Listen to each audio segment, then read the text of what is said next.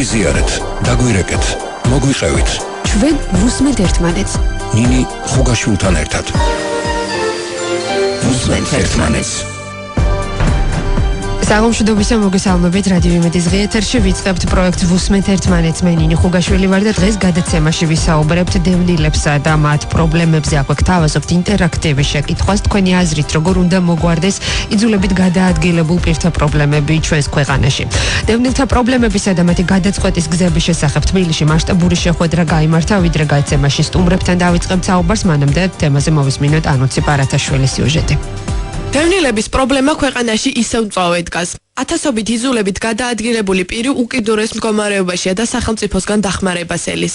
იძულებით გადაადგილებული პირების პრობლემებისა და მათი გადაწყვეტის გზების შესახებ თბილისში მასშტაბური შეხვედრა გაიმართა სახელწოდებით დევნილთა ინტეგრაციის ხელშემშლელი ფაქტორები და პერსპექტივები საქართველოში. კონფერენცია საქართველოში დანიის დევნილთა საბჭოს და ამერიკის საელჩოს ფინანსური მხარდაჭერით ხორციელდება. პროექტის მიზანი იძულებით გადაადგილებულ პირთა ადგილობრივ თემებში ინტეგრაციის ხელშეწყობა, მათთვის სათანადო სამართლებრივი დახმარება და მდგრადი საარსებო წყაროების გადაწყვეტილებების უზრუნველყოფაა. კონფერენცია სამუშაო ფორმატში წარიმართა და განიხილა ისეთი თემები, როგორიცაა საქართველოს შრომის, ჯანმრთელობისა და სოციალური დაცვის სამინისტროს სოციალური პროგრამებისა და სოციალური პოლიტიკის სფეროში დაგეგმილი სიახლეები, ადგილობრივ მუნიციპალურ სერვისებზე დევნილთა ხელმისაწვდომობის მექანიზმები. ამ თემებთან დაკავშირებით საქველმოქმედო ჰუმანიტარულ ცენტრ აფხაზეთის აღმასრულებელი დირექტორი ეკა გვალია გვესაუბრება.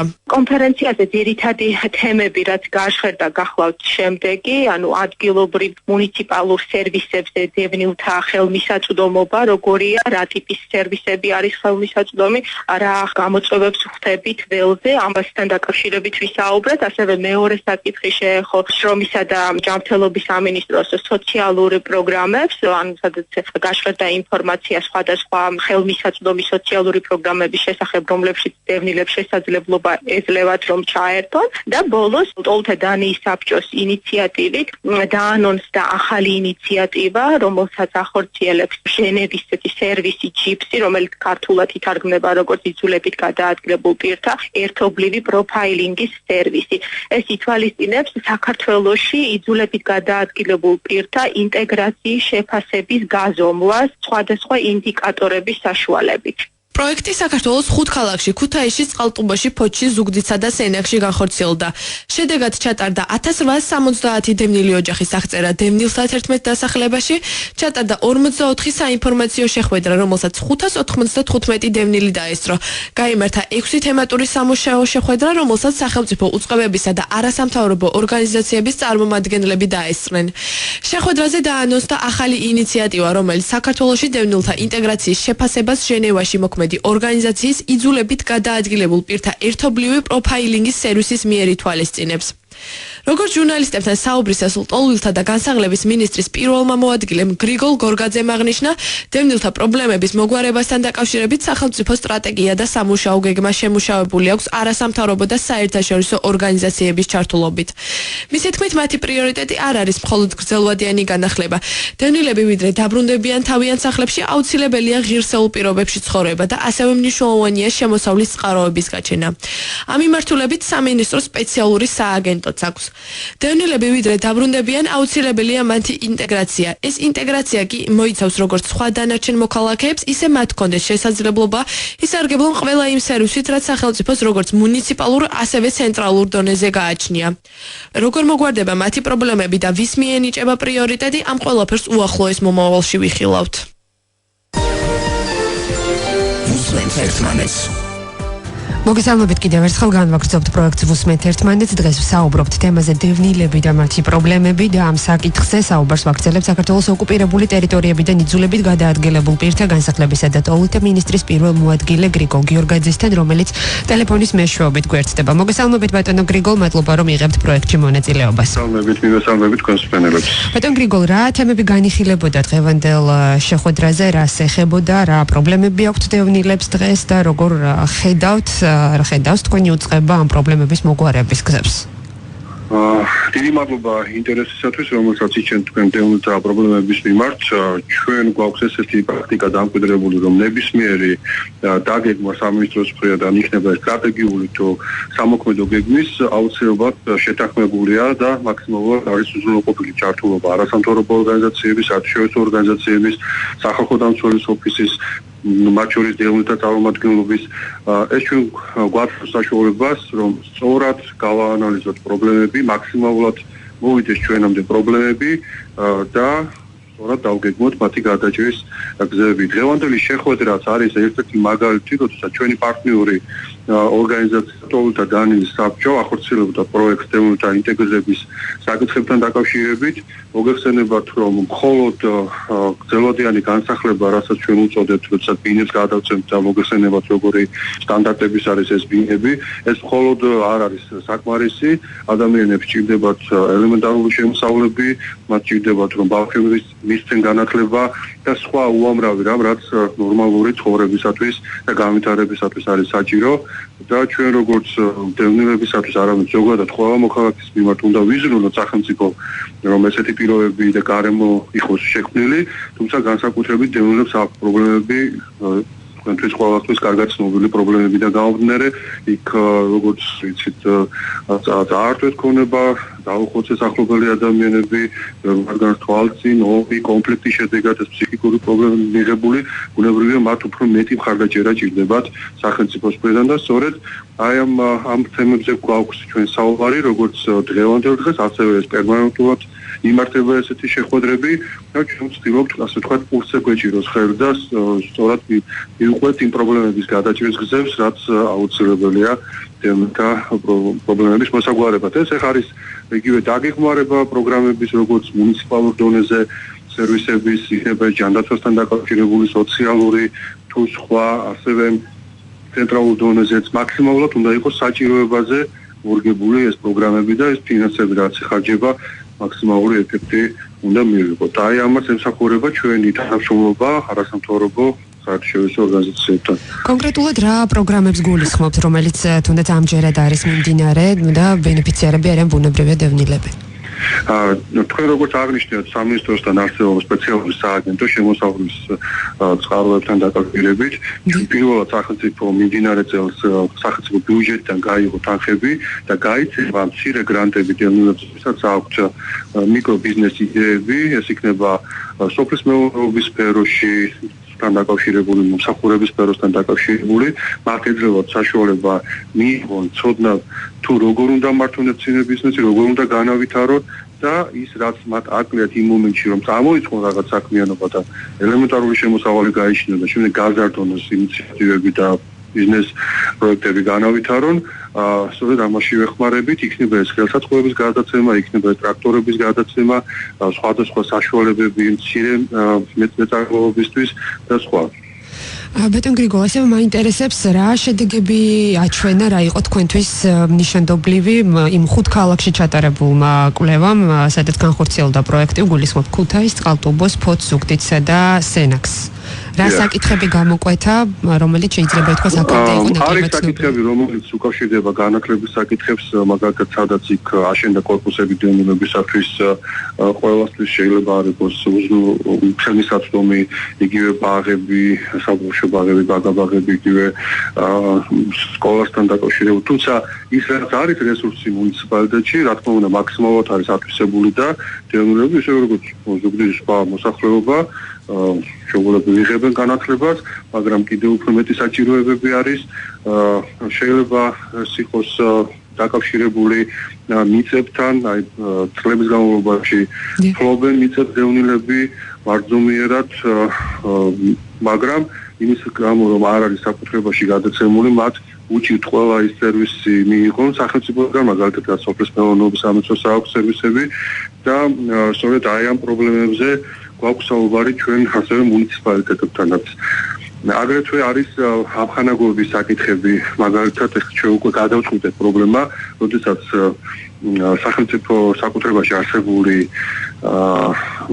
ბინები გადაეცემათ დევნილებს ისინი სადაც წლების განმავლობაში ცხოვრობდნენ, ანუ პრივატიზაციის პროცესი, რომელიც ჩვენ გავხორციელებთ დიდი მასშტაბით, საერთო სარგებლობის ფართები კვლავ სახელმწიფოს საკუთრებაში რჩებოდა, რაც უშლიდათ ხელს მათ, რომ იგივე სადარბაზოების, სახურავების და სხვა პრობლემები გადაეწყვიტათ და მუნიციპალური სერვისებით ესარგებლათ ამხანაგობების დაფინანსების პროექტს გულისხმობ, ეს უკვე გადაწყდა, დავიწყეთ ასევე საერთო სარგებლობის ფართების საკუთრებაში გადაცემა, უკვე მათ შეეძლებათ ისარგებლონ ამხანაგობების თანადაფინანსებით. ასევე ჩვენ გარდა იმისა, რომ მუნიციპალიტეტი როგორც წესი 70-80% უფინანსებს სარგებლობის ფართების რეაბილიტაციას, ის თანხა რაც აქვს გადასახდელ ამხანაგობას დევნილებს, სამინისტრო იხდის ხოლმე და საკმაოდ სოლიდური თანხები არის უკვე ამისთვის გაღებული და კვლავ აგრძელებ ამ პროექტს. ბეტონ გრიგოლ, თქვენ ახსენეთ, რომ პერმანენტულად ხდება დევნილების შესახება უკვე საკუთარ სახლებში და ხდება კიდეც მათზე გადაფორმება. ასე მაინტერესებს კიდევ დაახლოებით რამდენი ოჯახია დარჩენილი საცხოვრებელი სახლის გარეშე და როდისთვის იგეგმება მათი სრული დაკმაყოფილება, ან ზოგადად რა კატეგორიის დევნილები არიან დარჩენილები?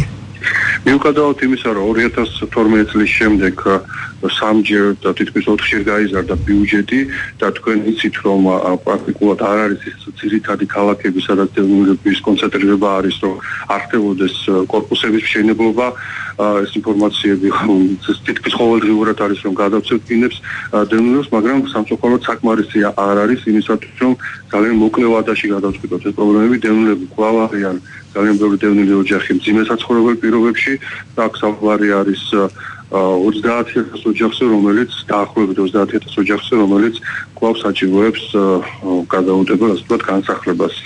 და ჩვენ სწორედ ვართ იმ მოტივირებული იმისათვის, რომ არსებული რესურსები ზოგადად ნებისმიერ მდიდარ სახელმწიფოს გაუჭირდება მოკლე დროში გადაჭრას ესეთი რთული პრობლემები, რომელიც ჩვენ დავხვდა, სამწუხაროდ იყო შესაძლებლობები 2012 წლამდე, 2020 წლის შემდეგ, როდესაც დიდი დახმარება გამოიყო მილიარდები საქართველოს მიმართ ეს პრობლემა გადატეხილიყო, მაგრამ ესე არ მოხდა, ამიტომ დღეს თან მით უმეტეს დონორები უკვე აღარ მონაწილეობენ ამ ბინების განსახლებაში და სრულად დააწვა სახელმწიფო ბიუჯეტს პრობლემების მოგვარება. ჩვენ ვცდილობთ გამოვნახოთ რესურსები მაქსიმალურად, რომ ეს ტემპები კიდევ უფრო დაჩქარდეს. რაც შეეხება ჯანდაცვას, დღეს იყო სწორედ ამ მიმართულებითაც საუბარი დღევანდელ შეხვედრაზე, რამდენად არის ყველა დევნილისთვის ხელმისაწვდომი ჩაერთოს სხვადასხვა პროგრამაში და მიიღოს დაფინანსება. დიახ, ამაზე უნდა ითქვას, რომ ნებისმიერ როგორც აინტეგრირება ზოგადად ამას ნიშნავს, რომ არ უნდა განვასხვაოთ, რომ დევნილი არის თუ ჩვეულებრივ სხვა მოქალაქე არის, საქართველოს მოქალაქე, ისინი თანაბარი არიან, ინტეგრირება ნიშნავს, რომ ჩვენ არ ვასხვავებთ და ყველა ის რაც არსებობს სერვისების სახელმწიფოს მხრიდან ხელმისაწვდომობა უნდა არსებობდეს.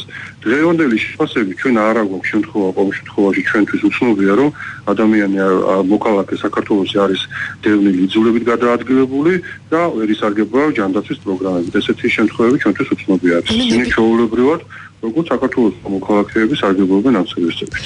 ანუ არა მხოლოდ ჯანდაცვის კუთხით, სხვა მიმართულებითაც ნებისმიერი სერვისი, რომელიც არის საქართველოს მოქალაქისთვის განკუთვნილი, მათთვისაც არის ნებისმიერ შემთხვევაში ხელმისაწვდომი, თუ არის გამონაკლისები, რომელიც შეიძლება გარკვეული პრობლემები მუნიციპალურ დონეზე იყოს, იმიტომ რომ მაინც რატომღაც არის აღქმა, რომ თუ დევნილი არის, კი რა თქმა უნდა სარგებლობენ, მაგრამ გარკვეულწილად შეიძლება იყოს ესეთი აღქმა, რომ აი დევნილთა სამინისტრო არსებობს და თითქოს გადამისამართება არის, რომ ის დევნილთა სამინისტრო მხოლოდ პრობლემების მოგვარების, ასე ვთქვათ, ერთ-ერთი წყარო, მაგრამ ეს ესე ნამდვილად არ არის. დევნილთა სამინისტრო განსაზღვრავს პოლიტიკას, ზოგადად განსახლების, ინტეგრირების და ასე შემდეგ, მაგრამ ამაში მონაწილეობს სახელმწიფოს ყველა სტრუქტურა და დევნილი ასევე საქართველოს მოქალაქეა სხვა ჩვეულებრივი ნებისმიერი კუთხიდან წარმომადგენელი ადამიანის გავს.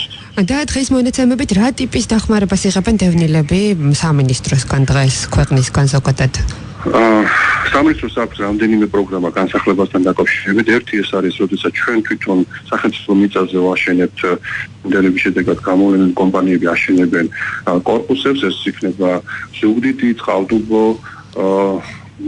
და სხვა ადგილები, გორი და ასევე ჩვენ გვქონდა ძალიან კარგი პროექტი მენაშენეების კონკურსი, როდესაც მენაშენეები შემოვიდნენ და სხვა ადგილების, ქალაქის სხვადასხვა ადგილებში შემოგთავაზეს თავიანთი კორპუსები და ბინები, ესეც ინტეგრირების ერთ-ერთი საშუალება, როდესაც მხოლოდ ერთი კორპუსი არ არის მხოლოდ დევნილებით და ჩვეულებრივ შერეული არის მოსახლეობა. ასევე ჩვენ გვქონდა ძალიან კარგი პროექტი იპოთეკის დაფარვის პროექტი, როდესაც დევნილს იპოთეკა აქვს. ჩვენ მაქსიმუმ 20,000 ლარამდე უფარავდით ამ იპოთეკას. ძალიან კარგი წარმატებული პროექტი არის სოფლად სახლის პროექტი. ეს ნიშნავს, რომ სულადობის მიხედვით მაქსიმუმ 31,000 ლარს აიღებს სამინისტრო და გამოისყიდეს მესაკუთრისგან სახლს, იქნება ეს სოფლად თუ იქნება ეს ქალაქად, მაგრამ რადგან თანხა ძალიან დიდი არ არის, ეს უფრო აქტიური არის სოფლად სახლების შეძენა, საკარმიდო მონაკვეთები მოყვება სოფელს მეურნეობებით, რაც ასევე მათ ინტეგრაციას და შემოსავლის წყაროს გაჩენას უწყობს ხელს. ეს სახლის სოფლად ეს პროექტი მიმდინარეა ამ ეტაპზეც? ეს არის მიმდინარე, საკმაოდ წარმატებული პროექტი და უკვე 1000-მდე ოჯახს შეუძინეთ ამ პროექტის ფარგლებში სახლი. და ბოლო შეკითხვა ძალიან მოკლედ, თუ შეიძლება, როგორ ხდება დევნილთა შერჩევა განსახლებასთან დაკავშირებით? მცირედ გვაქვს და 2012 წლამდე არ არსებობდა არანაირი ნორმატიული ბაზა და კრიტერიუმები, თუ ვინ მიიღებდა პირველ რიგში ამა თუ იმ ბინას. მეტიც საერთოდ თბილისში საკრძალულიც იყო ბინების გადაცემა დევნილებისათვის, ეს დისკრიმინაციული მიდგომა აღმოიფხვრა 2012 წლის შემდეგ. მიღებული იქნა ბრძანება და გაწერილი არის ოჯახის მდგომარეობიდან გამომდინარე რიგითობას ვინ დაიკავებს. არის კულთა სისტემა, მაგალითად სიღარიბის კულები აქვს. ბაზაში არის ეს ერთ-ერთი გარემოება არის. შეზღუდული შესაძლებლობის მქონე არის დამატებით კულა არის. ომის ვეტერანია, ანუ ომში დაღუპული ოჯახის წევრებს დამატებით კულა. სამი არასრულოვანი ყავს და უფრო მეტი ეს კიდე დამატებით კულა და აი ესეთი სოციალური გარემოებებით ადამიანი აგროვებს კულებს და ის ასე ვთქვათ პირველ რიგში იხებს გაჭირებულები და ყველაზე გაჭირებული იხებს ამ კრიტერიუმებით პირველ რიგში ბინას. გასაგებია, უღრმესი მადლობა გრიგოლ გიორგაძეს საუბრობდა საქართველოს ოკუპირებული ტერიტორიებიდან იძულებით გადაადგილებულ პირთა განსახლებისა და პოლიტიკა მინისტრის პირველი მოადგილე. ჩვენ საუბრობთ თემაზე დევნილები და მათი პრობლემები. ღიეთერს ვუბრუნდებით სულ რამდენიმე წუთში რეკლამის შემდეგ. გაგვიზიარეთ, დაგვირეკეთ, მოგვიყევით. 29288 უსმენთ ერთმანეთს. საღამოშვიდობისა მოგესალმებით კიდევ ერთხელ ღიეთერში განვაგრძობთ პროექტს ვუსმენთ ერთმანეთს. დღეს ვსაუბრობთ თემაზე დევნილები და მათი პრობლემები. თქვენი აზრით როგორ უნდა მოგვარდეს იძულებით გადაადგილებულ პირთა პრობლემები ჩვენს ქვეყანაში? ეს გახლავთ ინტერაქტივის შეკითხვა და ნომრები 292 1188 292 1189 უკვე ჩართულია და ღია თქვენთვის. რაც შეეხება გადაცემის მეორე სტუმარს, ჰუმანიტარულ ცენტრ აფხაზეთის აღმასრულებელი დირექტორი ეკა გვალია გვერდდება ღია ეთერში თემაზე შესაუბროთ. მოგესალმებით ქალბატონო ეკა, მადლობა რომ იღებთ პროექტში მონაწილეობას. დიდი მადლობა რადიო გადაცემაში მოწვევისათვის. მივესალმები რადიო მსმენელებს. ერთი თუ თქვენს ნებართვით უბრალოდ შესწორება. მე ამჟამად მუშაობ პოლუთა დანიის საბჭოში და გახლავართ პროგრამების მენეჯერი. კი ბატონო, უღრმესი მადლობა. კაპიტანო ეკამ, ჩვენ გადაცემის პირველ ნაწილში ვესაუბრეთ გრიგოლ გიორგაძეს, იძულებით გადაადგილებულ პირთა განსახლებისა და პოლიტიკა მინისტრის პირველ მოადგილეს, რომელმაც ვრცლად ისაუბრა დევნილთა პრობლემებზე. დღევანდელ შეხვედრაზე თქვენგან მაინტერესებს პირველ რიგში რა ძირითადი გამოწვევების წინაშე ედგანან ჩვენი ქვეყნის დევნილი პირები და რა არის მათთვის უმთავრესი პრობლემები? დიდი მადლობა შეკითხვისთვის. დღევანდელი ჩვენი კონფერენცია, რომელიც განხორციელდა პროექტის ფარგლებში, რომლის სახელწოდება გახლავთ დევნილთა ინტეგრაციის კონსოლიდაცია საქართველოში, მოიცავდა რამდენიმე თემას. დევნილთა ინტეგრაციის როგორც ხელშემშლელ ფაქტორებზე, ასევე ვთქვათ შესაძლო მექანიზმებზე ამ ხარვეზების დასაძლევად. აღნიშნული პროექტი დაფინანსდა ამერიკის შეერთებული შტატების მოსახლეობის ლტოლვილთა და მიგრაციის ბიუროს მიერ. იგი ხორციელდებოდა ლტოლვილთა დანიის საბჭოს მიერ, როგორც სამეგრელოს, ასევე იმერეთის რეგიონებში. ანუ პროექტის ფარგლებში ჩვენ ძირითადად მუშაობდით 11 დევნილთა დასახლებასთან, ანუ ამ დასახლებებში ხელი შეუწყეთ სათემო ორგანიზაციების შექმნას და მათ განვითარებას და მათთან მჭიდრო კონსულტაციის ხდით, ვსწავლობდით და ვიკვლევდით ადგილზე არსებულ პრობლემებს. ანუ პირველი პრობლემა, რასაც ვთქვათ ჩვენ დავაწყდით ჩვენს პროექტში, გახლდათ დევნილთა რეზისტენტულობა სხვადასხვა საარსებო წყაროების მხარდამჭერ პროექტებში ჩართულობისაკენ. ანუ განსაკუთრებით ეს ეხება იმ დევნილებს, რომლებიც სარგებლობენ სოციალური დახმარებით და არიან ჩართულნი სოციალური დაცვის სისტემის პროგრამაში. ანუ დევნილებს აქვთ ნაკლები ინფორმაცია და ეს ნაკლები ინფორმირებულობა სამწუხაროდ იწვევს მათში ვთქვათ შიშს, რომ მათ გარისკონ ასე ვთქვათ და ჩაერთოს სხვადასხვა ტიპის მცირე სამეწარმეო საქმიანობაში ან თუნდაც ვთქვათ დათანხმდნენ სხვადასხვა დასაქმების შესაძლებლობებს. ანუ ეს გახლდათ ერთ-ერთი ვთქვათ გამოწვევა, რასაც ჩვენ წავაწყდით მიუხედავად იმისა, რომ ვთქვათ ჩვენი სხვა პროექტების ფარგლებში მათ ჰქონდათ შესაძლებლობა, რომ მიიღოთ მატერიალური გრანტები 500-დან 4000 ევროს ღირებულების, სამწუხაროდ ვთქვათ მათი ინტერესი იყო ხოლმე დაბალი სწორედ ამიტომ, რომ ისინი სოციალურ დახმარებას მიიჩნევენ როგორც უფრო სტაბილურ შემოსავალს, ვიდრე ვთქვათ სამეწარმეო საქმიანობიდან მიღებულ ეგრეთ წოდებულ ვთქვათ მოგებას ან შემოსავალს შემდგომში. მეორე ვთქვათ ესე იგი გამოწვევა, რასაც ჩვენ წავაწყდით ასევე პროექტის იმპლემენტაციის პროცესში, გახლდათ ადგილობრივ სერვისებზე ნაკლები ხელმისაწვდომობა დევნილების. და ესეც იყო გამოწვეული სწორედ ნაკლები ინფორმირებულობით, ანუ სამწუხაროდ დევნილები, რომლებიც უკვე გრძელვადიან განსახლების პროგრამაში აღმოჩნდნენ და უკვე მიიღეს გრძელვადიანი განსახლების ფარგლებში ვთქვათ ბინები ან პრივატიზაცია მოხდა მათი საცხოვრებლის, ბუნებრივია მათ ხელი მიუწვდებათ ყველა ადგილობრივ მუნიციპალურ სერვისზე, მაგრამ რატომღაც დევნილებს ისე ჰგონიათ, რომ ისინი სრულად არიან დამოკიდებულნი საქართველოს იძულებით გადაადგილებულ პირთა ლტოლთა და განსახლების სამინისტროს პროგრამებზე და მათი მიმართვიანობა ძირითადად მიემართება ხოლმე ლტოლთა სამინისტროს მისამართით. შესაბამისად ის სიკეთეები, რასაც ვთქვათ სხვადასხვა მუნიციპალური პროგრამების თავაზობენ, დევნილებს ამ შესახებ არ აქვთ ინფორმაცია და შესაბამისად სარგებლოსაც ვერ ღებულობენ. ასევე კიდევ ვთქვათ შემდგომი პრობლემა ვთქვათ, რაც ჩვენ ასევე ვთქვათ წავაწყდით, ეს გახლდათ მიწაზე ხელმისაწვდომობა, ანუ ნაკლები ხელმისაწვდომობა აქვთ დევნილებს, საუბარია სასოფლო-სამეურნეო მიწებზე, არსებობს მრავალი პრაქტიკა უკვე, რომ დევნილები იჯარით სარგებლობენ მიწით, მაგრამ ეს არ არის ფორმალიზებული და შესაბამისად არ ეფუძნება ვთქვათ სხვადასხვა სამართლებრივ ანუ ჩარჩოებს. ესეც გახლდათ ერთ-ერთი ვთქვათ ისეთი მწვავე გამოწვევა. ანუ ეს იყო ვთქვათ რიგი საკითხებისა, რომლებიც ამ 12 თვის განმავლობაში ამ პროექტის ფარგლებში ვთქვათ ჩვენ ვაწყდებოდით, თუმცა ბუნებრივია ჩამონათვალი ამ გამოწვევებისა არ არის სრული და ვთქვათ მე დამატებით კიდევ შემიძლია ამაზე ვისაუბრო. კალტინეკა, ვიდრე სხვა მნიშვნელოვან თემას განვიხილავდეთ ამ საკითხის ირგვლივ, თქვენ საუბრობდით სამეწარმეო პროექტის შესახებ და აქვე ჩაგეკითხებით. გარდა ვთქვათ ფინანსური დახმარებისა, რამდენად აქვთ საშუალება თავად ამ დევნილებმა მიიღონ კონსულტირება სხვადასხვა სახის პროფესიონალთან, იქნება ეს ფინანსისტი, იურისტი და ასე და ასე შემდეგ იმისთვის, რომ განავითარონ უფრო უკეთ საკუთარი ბიზნესი. თქვენს შეკითხვას დავასუსტებთ, ეს გულისხმობთ ჩვენი პროექტის ფარგლებში რამდენად აქვთ შესაძლებლობა? დიახ, ეს შესაძლებლობა რა თქმა უნდა მათ აქვთ, ანუ ჩვენი პროექტი ესე იგი სთავაზობდა დევნილებს ვთქვათ ინფორმაციის მიღებას 4 მიმართულებაზე. პირველი გახლავთ საარსებო წყაროებზე ხელმისაწვდომობა, მეორე ეს გახლავთ სოციალური პროგრამები და ჯანდაცვა, მესამე გახლავთ განსახლება და მეოთხე გახლავთ ადგილობრივი მუნიციპალური სერვისი. ამ აღნიშნულ მიმართულებებს ყველა ვთქვათ დაინტერესებულ დევნილს ჰქონდა შესაძლებლობა, რომ სრულყოფილი ინფორმაცია და კონსულტაცია მიეღო. თუმცა ბუნებრივია ერთი პროექტი ყველა დევნილს ვერ მოიცავდა, დასაკვირველია და მე ვსაუბრობ, რომ ამ ვთქვათ ამ ტიპის პროექტების უფრო მასშტაბური სახით განხორციელება არის საჭირო იმისათვის, რომ უფრო მეტ დევნილს მიეწოდოს ხმა და შესაბამისად მეც მიეცეთ შესაძლებლობა სხვადასხვა სახელმწიფო პროგრამებში ვთქვათ ერთონ და მიიღონ მონაწილეობა. კაპიტანოეკა, დღევანდელ შეხვედრაზე ასევე დაანონსდა ახალი ინიციატივა. რა ინიციატივაზეა საუბარი, რა სითვალისწინებს და ვინ იქნება ამ შემთხვევაში ბენეფიციარი, ბუნებრივია ისევ და ისევ დევნილები?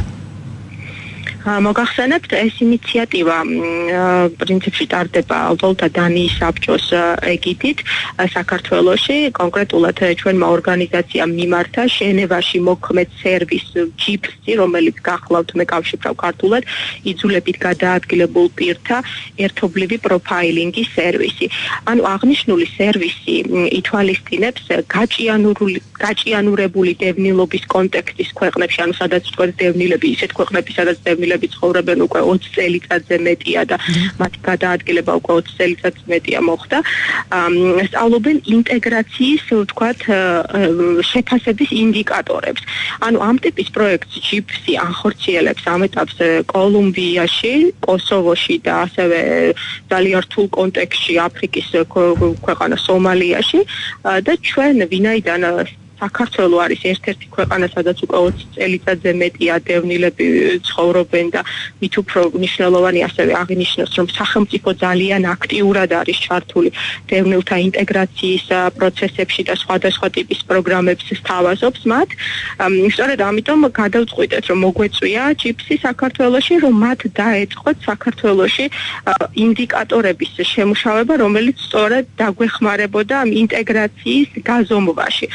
რომ მოგეხსენებათ უკვე 20 წელიწადზე მეტია როგორც სახელმწიფო, ასევე არასამთავრობო სექტორი, დონორი ორგანიზაციების მხარდაჭერით ახორციელებენ მრავალ პროექტს, რომლებიც ყველა ითვალისწინებს დევნილთა ინტეგრაციას. თუმცა რა ეტაპზე არის ინტეგრაცია? ჩვენ ეს არ ვიცით და არ გვაქვს არანაირი მექანიზმები და ინსტრუმენტები, რაც დაგვეხმარებოდა ამ ინტეგრაციის გაზომვასა და ანალიზში. და რა შედეგებია ჩვენ ამ კვლევა? ესე იგი ეს გახლდათ მოსამზადებელი ვიზიტი 10 დღიანი, 2 ექსპერტი იყო ჩამბრძანებული საქართველოში, რომლებმაც ვთქვათ, რომელსაც მიეცათ შესაძლებლობა შეხვედროდნენ სხვადასხვა დაინტერესებულ მხარეებს, როგორც სახელმწიფო უწყებებიდან, ასევე არასამთავრობო სექტორიდან, შეხვდნენ ასევე დონორებს და დევნილებს და პირველადი ვთქვათ შედეგები, ანუ დაკვირვებები, შედეგი შეიძლება არ იყოს სწორი სიტყვა, მე ვიტყოდი უფრო დაკვირვებები, იმიტომ რომ კვლევა გახლავთ მეორე ეტაპი, რომელიც მომავალ წელს იგეგმება. პირველი დაკვირვებები გახლავთ შემდგომი, რომ საქართველოს მთავრობა, ამ შემთხვევაში საუბარია საქართველოს ოკუპირებულ ტერიტორიებიდან იძულებით გადაადგილებულ პირთა აუტოულთა და განსახლების სამინისტრო აქტიურად და ეფექტურად არის ჩართული დევნილთა, ვთქვათ, გრძელვადიანი გადაწყვეტილებების პრობლემის მოგვარებაში. ეს არის ვთქვათ ერთი მიგნება. მეორე გახლავთ ის, რომ მიუხედავად ვთქვათ სახელმწიფოს და დევნილთა სამინისტროს მაღალი ძალისხმევისა, რჩება დევნილთა ნაწილი 55% მთელი დევნილი საზოგადოების პოპულაციისა, რომლებიც ცხოვრობენ კერძო სექტორში, რაც გულისხმობს ნათესავისთან, ვთქვათ, ან იჯარით აღებულ ბინებში, რომელთა საჭიროებების შესახებ სამწუხაროდ ინფორმაცია არ არსებობს სრულყოფილი, რაც ვთქვათ, იქნება აუცილებლად ჯიპსის სერვისის კვლევის საგანი მომავალ წელს. და ასევე ვთქვათ, ესეთი მიგნება, რომ ზოგადად ეს გრძელვადიანი გადაწყვეტილება, რაც გულისხმობს საერთაშორისო სამართლებრივი ჩარჩოთი, ვთქვათ, ხელმისაწვდომობას, დევნილების ხელმისაწვდომობას, განსახლებაზე, ვთქვათ, არსებო წყაროებზე, სამართლებრივ უფლებებზე და ასე შემდეგ, სულ 8 კრიტერიუმი გახლავთ საერთაშორისო პრინციპებით. ანუ საქართველოში ძირითადად მაინც ფოკუსი არის გაკეთებული უფრო განსახლებაზე და საარსებო წყაროებზე და ეს სიღრმისეული ანალიზი, ვთქვათ, სხვა ტიპის სერვისების ხელმისაწვდომობაზე არ არის ვთქვათ გაკეთებული. ესეც ვთქვათ ერთ-ერთი მიგნება იყო, რომელიც ექსპერტებმა გაგვიზიარეს. და ამ ყველაფრის გათვალისწინებით რა არის დღეს ქვეყნისთვის მთავარი გამოწვევა დევნილებთან მიმართებაში და რა არის ვთქვათ თუ არის შემუშავებული კონკრეტული რეკომენდაციები თვალთა დანიის საბჭოს მხრიდან ხელისუფლების ადმინისტრად ამ მიმართულებით? ჩვენ დაკვირვებით, ანუ მე მოგახსენებ, ჩვენ ვფიქრობთ, რომ პირველ რიგში, ესე იგი, მისასალმებელია ნამდვილად, რომ სახელმწიფო ცდილობს ყველა პროგრამაში მოახდინოს დევნილთა ინტეგრირება, ანუ ყველა ტიპის სხვა სახელმწიფო პროგრამში დევნილებს აქვთ ხელმისაწვდომობა, რომ ჩაერთონ და ისარგებლონ ამ პროგრამებით, მაგრამ ჩვენი ვთქვათ ესეთ დაკვირვების საგანი გახლავთ ის, რომ სამწუხაროდ არ არის საკმარისად შესწავლილი და გათვალისწინებული დევნილობასთან დაკავშირებული მოწყვლადობა. ანუ დევნილები მოიაზრებიან როგორც ზოგადად მოწყვლადი ჯგუფები, სოციალურად დაუცველები, თუმცა ვთქვათ სისტემურად მათი საჭიროებების შესწავლილი არ არის და აქედან გამომდინარე ვაწყდებით პრაქტიკაში, რომ ბევრ პროგრამაში დევნილები სწორედ იმიტომ ვერ ღებულობენ მონაწილეობას, რომ მათ ვთქვათ სპეციფიურ საჭიროებებს ეს პროგრამები კრიტერიუმებში ვერ ითვალისწინებენ. გასაგებია. უღრმესი მადლობა ჩართვისთვის და საუბრისთვის. ეკა გვალია, ლტოლთა დანიის საბჭოს წარმომადგენელი საუბრობდა ღეთერში. ჩვენ საუბრობთ თემაზე დევნილები და მათი პრობლემები და ვიდრე რამდენიმე წუთში დასრულდება გადაცემა თქვენ გაქვთ საშუალება დარეკოთ ნომრებზე 292 1188 292 1199 და მიიღოთ ინტერაქტივში მონაწილეობა. შეკითხვა არის ასეთი, თქვენი აზრით, როგორ უნდა მოგვარდეს იძულებით გადაადგილებულ პირთა პრობლემები ჩვენს ქვეყანაში? 292 1188 292 1199 ღეთერისთვის განკუთვნილი ტელეფონის ნომრებია. დევნილთა პრობლემებისა და მათი გადაწყვეტის გზების შესახებ თბილისში მასშტაბური შეხვედრა გაიმართა. სწორედ დღეს ლტოლთა დანიის საბჭოს ორგანიზებით კონფერენცია თემაზე დევნილთა ინტეგრაციის ხელშემშლელი ფაქტორები და პერსპექტივები საქართველოში გაიმართა. კონფერენცია სამუშაო ფორმატში წარიმართა და განიხილა ისეთი თემები, როგორიც არის საქართველოს შრომის ჯანმრთელობისა და სოციალური დაცვის სამინისტროს სოციალური პროგრამებისა და სოციალური პოლიტიკის სფეროში დაგეგმილი სიახლეები, ასევე ადგილობრივ მუნიციპალურ სერვისებზე დევნილთა ხელმისაწვდომობის მექანიზმები და გარდა ამისა დაანონსდა ახალი ინიციატივა, რომელიც ითვალისწინებს საქართველოში დევნილთა ინტეგრაციის შეფასებას ჟენევაში მოქმედი ორგანიზაციის იძულებით გადაადგილებულ პირთა ერთობლივი პროფაილინგის სერვისის მიერ. 292 1188 292 1199 სულ რამდენიმე წუთის განმავლობაში გაქვთ საშუალება იაქტიუროთ და რეკოთ ღეთერში და მიიღოთ მონაწილეობა ინტერაქტივში. თქვენი აზრით, როგორ უნდა მოგვარდეს იძულებით გადაადგილებულ პირთა პრობლემები ჩვენს ქვეყანაში? ან თუ თქვენ თავად ხართ დევნილი, შეგიძლიათ ღეთერში გამოთქვა თქვენი პრობლემების შესახებ, მოსაზრება თქვენი საჭიროებების შესახებ ისაუბროთ და მთავარი გზავნილებით გააჟღეროთ ასევე კონკრეტული პირებისადმი. 292 1188 292 1199 სამწუხაროდ დრო ფაქტობრივად იწურება და გადავდივართ გადაცემის დასკვნით ნაწილზე. ვიდრე ერთმანეთს დავემშვიდობებით, მე შეგახსენებთ, რომ რადიო იმედი და სოციალური B პლატფორმა WeHelp-G ახორციელებენ ერთობლივ საქველმოქმედო კამპანიას, რომლის ფარგლებში ჩვენ ვცდილობთ დავეხმაროთ მათ, ვისაც ეს ყველაზე მეტად სჭირდება.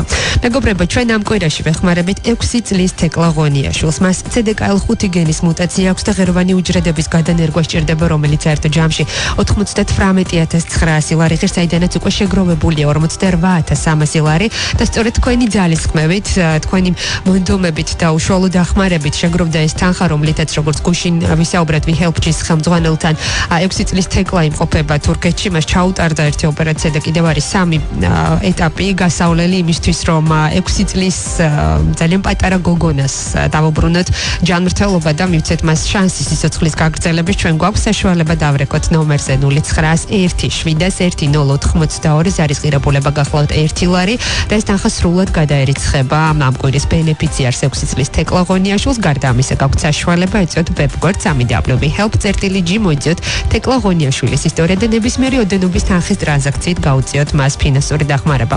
უღრმესი მადლობა ყურადღებისთვის. დღეს ჩვენ საუბრობდით თემაზე დევნილები და მათი პრობლემები. გადაცემის პირველ ნაწილში თემაზე ისაუბრა გრიგოლ გიორგაძემ, საქართველოს ოკუპირებული ტერიტორიებიდან იძულებით გადაადგილებულ პირთა განსახლებისა და ლტოლვილთა მინისტრის პირველმა მოადგილემ და გადაცემის მეორე ნაწილში თემაზე საუბრობდა ეკა გვალია, ლტოლვილთა დანიის საბჭოს წარმომადგენელი.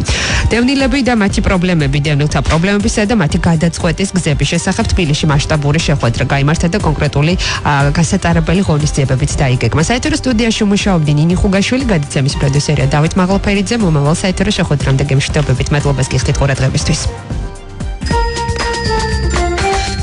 გაგვიზიარეთ, დაგვირეკეთ, მოგვიყევით. 292 1188 292 1199